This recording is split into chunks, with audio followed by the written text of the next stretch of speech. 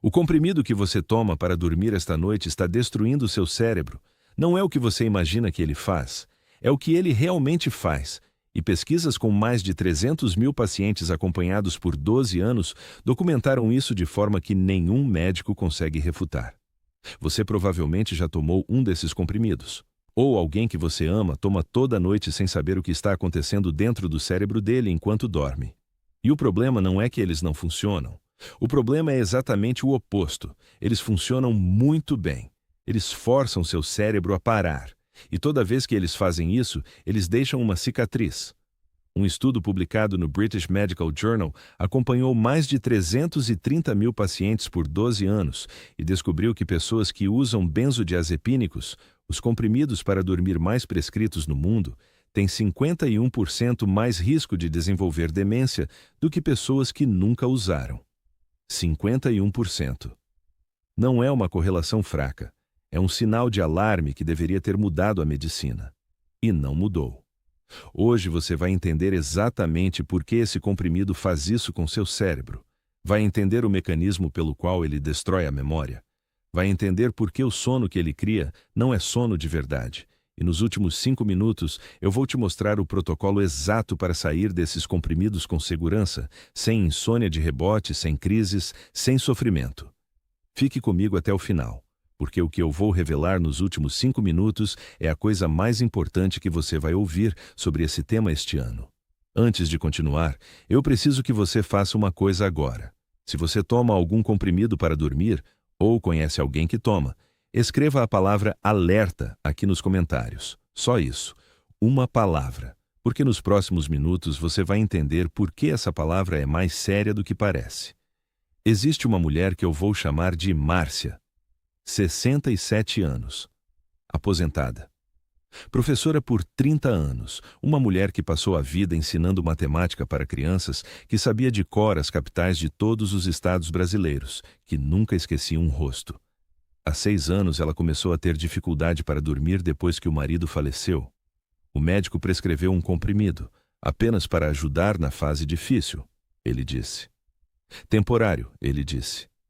6 anos depois, Márcia não consegue lembrar o nome do neto. Ela não consegue lembrar se tomou café da manhã. Ela se perde dentro da própria casa que mora há 25 anos. O comprimido ainda está na mesinha de cabeceira.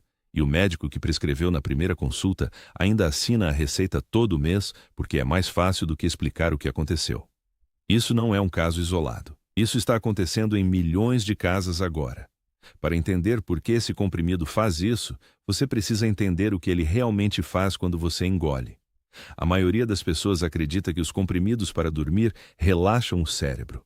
A realidade é diferente. Eles não relaxam o cérebro, eles o silenciam à força. Os benzodiazepínicos. E aqui estão os nomes que você precisa reconhecer. Clonazepam, diazepam, lorazepam, alprazolam, bromazepam. Todos eles funcionam da mesma forma. Eles se ligam aos receptores GABA do seu cérebro. O GABA é o neurotransmissor que naturalmente desacelera a atividade cerebral. É como o freio do seu sistema nervoso. Quando esses comprimidos chegam ao cérebro, eles não apenas ativam o freio, eles travam o freio no chão. O cérebro para de funcionar da forma que deveria, e você perde a consciência. Isso parece sono, mas não é sono. E aqui está o detalhe que quase ninguém conhece. O sono real, o sono que repara o cérebro, que consolida a memória, que elimina toxinas, acontece em fases específicas. A fase mais importante se chama sono de ondas lentas, ou sono profundo. É durante essa fase que o sistema linfático do cérebro se ativa. Pense no sistema linfático como o sistema de esgoto do seu cérebro. Durante o sono profundo genuíno, ele remove proteínas tóxicas acumuladas durante o dia, incluindo beta-amiloide e tau, que são exatamente as proteínas que se acumulam no cérebro de pessoas com Alzheimer. Um estudo publicado no Journal of Clinical Sleep Medicine documentou que os benzodiazepínicos reduzem o sono profundo em 42%. 42% menos limpeza cerebral. 42% menos consolidação de memória. 42% menos reparo neuronal. Cada noite. Toda noite que a pessoa toma esse comprimido, ela perde quase metade do sono que realmente importa. e acredita que dormiu bem porque ficou inconsciente por 8 horas. Mas o que vem agora é ainda mais preocupante. O hipocampo é a estrutura do cérebro responsável por formar novas memórias. É o lugar onde a experiência de hoje se transforma em lembrança de amanhã. Pesquisadores da Universidade de Bordeaux, na França, estudaram o efeito dos benzodiazepínicos diretamente no hipocampo e descobriram que o uso crônico desses medicamentos causa encolhimento mensurável dessa estrutura.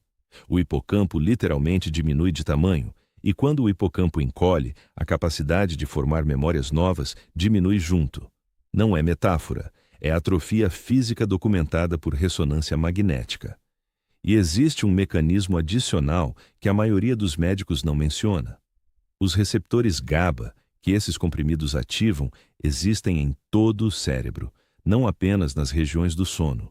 Quando você usa esses medicamentos por meses ou anos, o cérebro começa a se adaptar. Ele reduz o número de receptores GABA disponíveis, ele se torna menos sensível ao freio natural.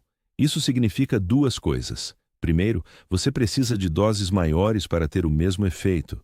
Segundo, e mais importante, a capacidade do seu cérebro de se acalmar naturalmente diminui. Você se torna dependente quimicamente não por fraqueza de caráter, mas por uma adaptação neurológica inevitável que qualquer pessoa que tomar esse comprimido por tempo suficiente vai desenvolver. E aqui está o detalhe que quase ninguém conhece. O risco de demência não é o mesmo para todos que tomam esses comprimidos. Ele cresce com o tempo de uso. Um estudo publicado no JAMA Internal Medicine analisou a relação entre duração do uso e risco de demência e encontrou o seguinte: pessoas que usaram benzodiazepínicos por menos de 90 dias não apresentaram risco significativamente elevado. Pessoas que usaram entre 90 e 180 dias aumentaram o risco em 32%. Pessoas que usaram por mais de 180 dias, 6 meses ou mais, aumentaram o risco em 84%.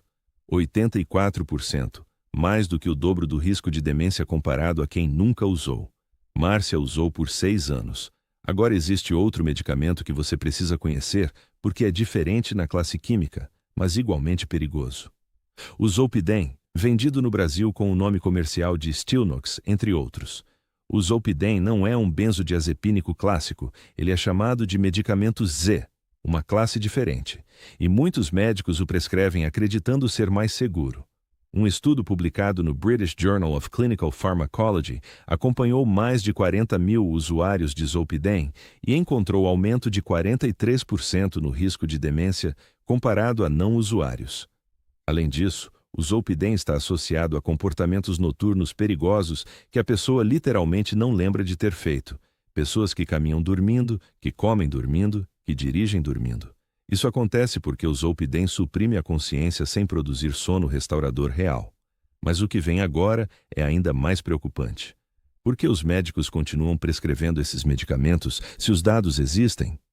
Esta é uma pergunta legítima e merece uma resposta honesta.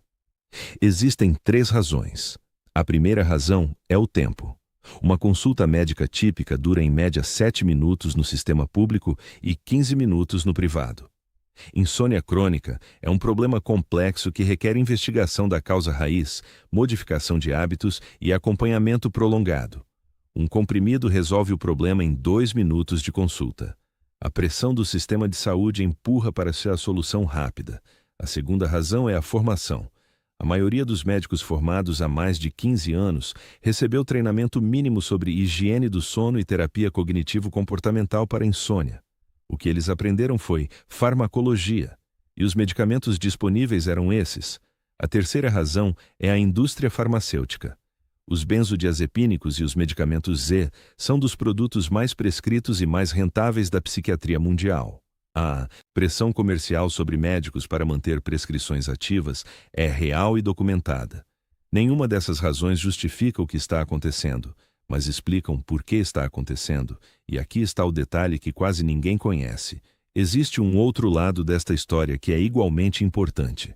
A insônia crônica não tratada também danifica o cérebro, também aumenta o risco de demência, também reduz o sono profundo. Isso significa que a resposta não é simplesmente parar de tomar o comprimido e sofrer sem dormir. A resposta é substituir o comprimido por algo que realmente funciona. E existe algo que funciona melhor do que qualquer comprimido. Está documentado em pesquisas e se chama terapia cognitivo-comportamental para insônia. Um estudo publicado no Annals of Internal Medicine comparou diretamente essa terapia com medicamentos e descobriu que a terapia foi superior em todos os desfechos medidos: velocidade de início do sono, qualidade do sono, manutenção do sono. E os benefícios continuaram crescendo após o tratamento terminar, enquanto os medicamentos paravam de funcionar quando eram suspensos. Mas vamos ser práticos, porque eu sei que a maioria das pessoas que estão assistindo esse vídeo não tem acesso imediato a um especialista em sono. E eu sei que algumas pessoas aqui tomam esses comprimidos há anos e têm medo de parar. Esse medo é justificado. Parar abruptamente um benzodiazepínico pode causar convulsões, pode causar crises de ansiedade severas, pode causar insônia de rebote pior do que a insônia original. Nunca pare abruptamente. Nunca. O protocolo seguro que a literatura médica valida é a redução gradual de 10% por mês. 10% da dose atual, não da dose original, a cada 4 semanas. Esse ritmo permite que o cérebro recalibre seus receptores GABA sem entrar em crise. É lento, pode levar 1 ano ou mais para doses altas, mas é o único caminho seguro. Enquanto você reduz, existe um conjunto de intervenções que apoiam o processo. A primeira é a restrição de sono.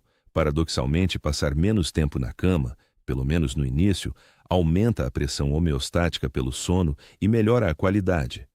Você vai para a cama apenas quando estiver com sono genuíno.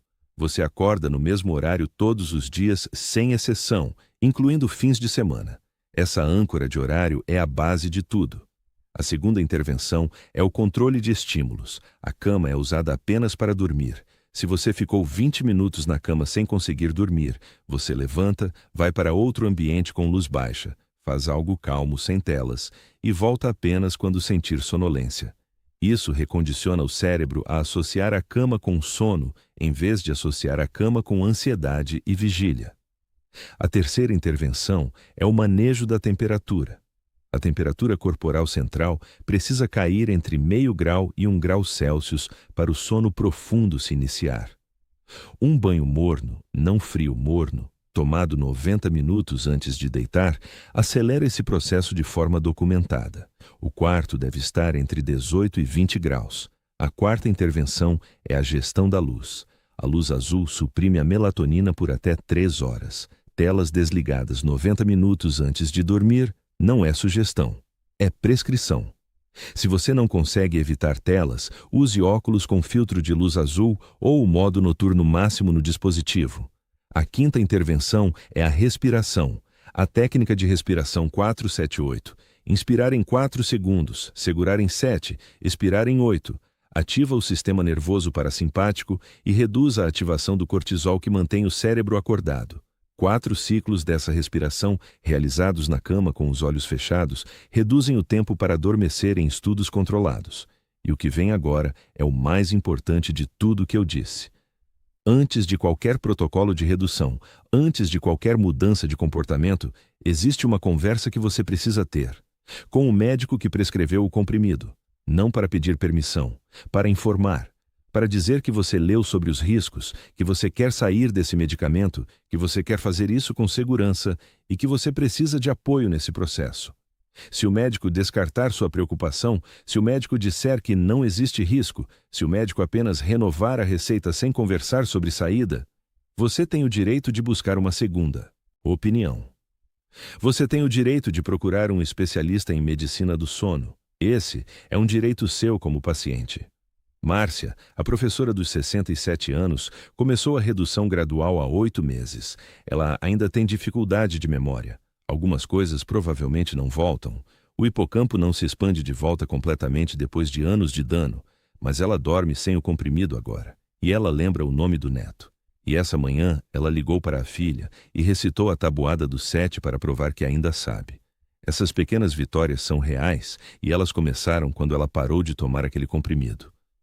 Não é tarde para você, mas pode se tornar tarde, e essa é a diferença entre agir hoje e agir daqui a 2 anos. Mas eu preciso que você entenda uma coisa que a maioria das pessoas não percebe quando pensa em demência. A demência não aparece do dia para a noite. Ela se constrói em silêncio por anos, às vezes por décadas, antes do primeiro sintoma aparecer. Isso significa que o dano que o comprimido está causando agora não vai aparecer no seu comportamento amanhã. Vai aparecer daqui a 5, 10, 15 anos. E quando aparecer, ninguém vai conectar o ponto de volta ao comprimido que você tomou nessa fase da vida. O neurologista vai chamar de Alzheimer, vai chamar de demência vascular, vai chamar de declínio cognitivo relacionado à idade. Ninguém vai perguntar quantos anos você tomou clonazepam para dormir. Essa é a natureza mais cruel desse problema. O dano é silencioso. O intervalo entre a causa e o efeito é longo demais para o ser humano conectar naturalmente. E a indústria que fabrica esses comprimidos sabe disso muito bem. Existe uma pesquisa que precisa ser mencionada aqui porque muda completamente a conversa. Um grupo de pesquisadores canadenses, Sophie Biliotti de Gage e colegas, publicou no BMJ, em 2014, uma análise que acompanhou mais de 8.091 idosos por 15 anos. Os resultados foram precisos e perturbadores. Pessoas que usaram benzodiazepínicos por pelo menos 90 dias apresentaram 51% mais risco de diagnóstico de doença de Alzheimer, quando a análise controlou para todos os fatores confundidores possíveis: depressão prévia, ansiedade, distúrbios do sono pré-existentes, o risco permaneceu elevado. Isso não é correlação espúria. Isso é um sinal causal que sobreviveu a todas as tentativas de refutação estatística. E a resposta da indústria farmacêutica a esse estudo foi dizer que as pessoas que tomam benzodiazepínicos já têm ansiedade e depressão, que são fatores de risco para a demência. Então talvez não seja o remédio que causa o problema, talvez seja a doença subjacente. Essa objeção parece razoável até você ler os dados com cuidado. Os pesquisadores anteciparam exatamente essa objeção e controlaram para ela. Controlaram para diagnóstico de depressão, controlaram para diagnóstico de ansiedade, controlaram para distúrbios do sono. O risco continuou. A objeção não se sustenta diante dos dados, mas o que vem agora é ainda mais preocupante. Existe uma categoria de pessoas para quem esse risco é significativamente maior. Pessoas acima de 65 anos têm metabolismo diferente de comprimidos psicoativos. O fígado processa esses medicamentos mais lentamente. Os rins eliminam os metabólitos com menos eficiência. O resultado é que a mesma dose que seria moderada em uma pessoa de 40 anos se acumula no organismo de uma pessoa de 70 anos, produzindo exposição muito maior ao longo do tempo. Estudos farmacocinéticos mostram que a meia-vida dos benzodiazepínicos pode dobrar em idosos. Isso significa que o comprimido tomado na segunda-feira ainda está parcialmente ativo na quarta-feira, e o comprimido da quarta-feira se somam ao que restou da segunda. E assim por diante, semana após semana, o nível sanguíneo do medicamento vai subindo de forma que nem o médico nem o paciente percebe. Isso é chamado de acumulação. E é um dos motivos pelos quais muitos idosos que tomam esses comprimidos apresentam lentidão cognitiva, confusão, instabilidade ao caminhar e quedas, sintomas que frequentemente são atribuídos erroneamente ao envelhecimento normal em vez de à intoxicação farmacológica crônica. E aqui está o detalhe que quase ninguém conhece. A American Geriatric Society publicou uma lista chamada Critérios de Beers, uma lista de medicamentos que devem ser evitados ou usados com extrema cautela em pessoas acima de 65 anos. Os benzodiazepínicos estão nessa lista. Os medicamentos Z, como o Zolpidem, estão nessa lista. Isso significa que existe consenso formal entre os maiores especialistas em medicina geriátrica do mundo de que esses comprimidos são inapropriados para idosos, e ainda assim são prescritos em massa para essa população. No Brasil, estimativas baseadas em pesquisas de consumo farmacológico indicam que entre 12% e 15% dos adultos acima de 60 anos usam benzodiazepínicos regularmente. Em algumas regiões do país, esse número é ainda maior. Estamos falando de milhões de pessoas expostas a um risco que foi documentado, quantificado e nunca comunicado de forma adequada. Agora, eu quero falar sobre algo que pode parecer contraditório. Existem situações em que esses medicamentos têm uso legítimo: ansiedade aguda grave, convulsões, abstinência alcoólica, procedimentos cirúrgicos. Nesses contextos, por períodos curtos e bem definidos, o benefício supera o risco. O problema não é a existência desses medicamentos. O problema é o uso crônico, contínuo, indefinido para tratar insônia, que é exatamente o uso mais comum e exatamente o uso para o qual eles são menos adequados. A própria bula dos benzodiazepínicos na maioria dos países europeus especifica que o uso não deve exceder 4 semanas. 4 semanas. Essa recomendação existe há décadas e pessoas tomam por anos sem que ninguém questione. Mas o que vem agora é ainda mais preocupante. Existe uma conversa que não acontece nos consultórios e que precisa acontecer. Quando o médico prescreve esse comprimido pela primeira vez, ele raramente diz: esse medicamento é para uso máximo de 4 semanas. Depois disso, vamos revisar juntos o que está causando sua insônia e trabalhar nas causas reais. Raramente diz: se você usar por mais de 3 meses, seu cérebro vai desenvolver dependência física e você vai precisar de apoio para sair. Raramente diz: os riscos a longo prazo incluem prejuízo de memória e aumento do risco de demência. Essas conversas não acontecem porque demandam tempo, porque são desconfortáveis, porque criam trabalho adicional para o sistema de saúde e porque os pacientes que querem apenas dormir não querem ouvir que o caminho vai ser mais longo e mais difícil do que um comprimido. Mas você que está assistindo esse vídeo agora já sabe, e saber muda tudo, porque agora você pode fazer escolhas informadas, agora você pode ter conversas informadas, agora você pode proteger sua mente de uma forma que não era possível antes desse vídeo. E aqui está algo que eu quero que fique muito claro. Se você toma esse comprimido e reconheceu seu nome, sua situação ou a situação de alguém que você ama nesse vídeo, não entre em pânico. O pânico não ajuda, a ação ajuda. E a ação começa com uma conversa com o médico. Não amanhã, esta semana. Leve esse vídeo para a consulta se precisar. Leve os nomes dos estudos se quiser. O BMJ 2014, Biliotti de Gage. O JAMA Internal Medicine, análise de risco por duração. O Journal of Clinical Sleep Medicine, supressão de sono profundo em 42%. Esses são estudos reais em revistas reais com dados que nenhum profissional honesto consegue simplesmente descartar.